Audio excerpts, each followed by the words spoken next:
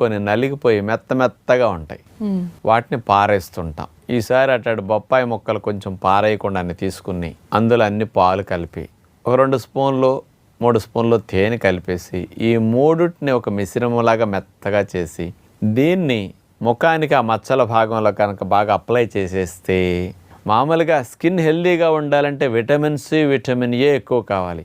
బొప్పాయి అలాంటి వాటిలో పెట్టింది పేరు అనమాట. అండ్ ఎక్స్టర్నల్ లేయర్ స్కిన్ సెల్స్కి చాలా మంచి న్యూట్రియంట్స్ అందుతాయి.